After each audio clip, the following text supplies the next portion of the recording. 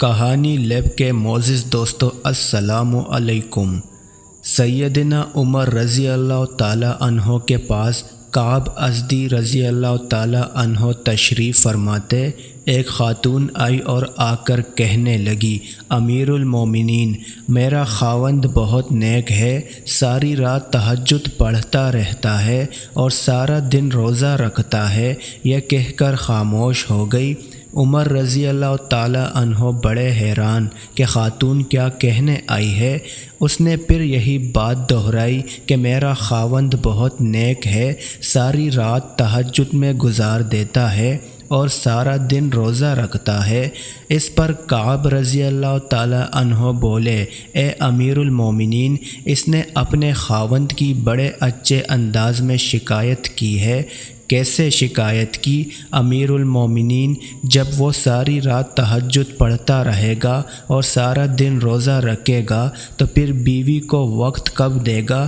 تو کہنے آئی ہے کہ میرا خاوند نیک تو ہے مگر مجھے وقت نہیں دیتا۔ چنانچہ عمر رضی اللہ تعالیٰ عنہ نے اس کے خاوند کو بلایا تو اس نے کہا، ہاں میں مجاہدہ کرتا ہوں، یہ کرتا ہوں، وہ کرتا ہوں۔ حضرت عمر نے حضرت کعب رضی اللہ تعالیٰ عنہ سے کہا کہ آپ فیصلہ کریں۔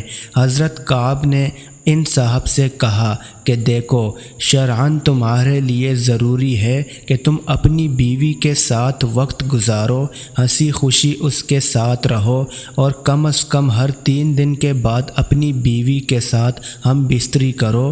خیر وہ میاں بیوی تو چلے گئے تو عمر رضی اللہ تعالیٰ عنہ نے کعب رضی اللہ تعالیٰ عنہ سے پوچھا، آپ نے یہ شرط کیوں لگائی کہ ہر 3 دن کے بعد بیوی سے ملاپ کرو؟ انہوں نے کہا، دیکھیں، اللہ رب العزت نے مرد کو زیادہ سے زیادہ 4 شادیوں کی اجازت دی، چنانچہ اگر 4 شادیاں بھی کسی کی ہو تو 3 دن کے بعد پھر بیوی کا نمبر آتا ہے۔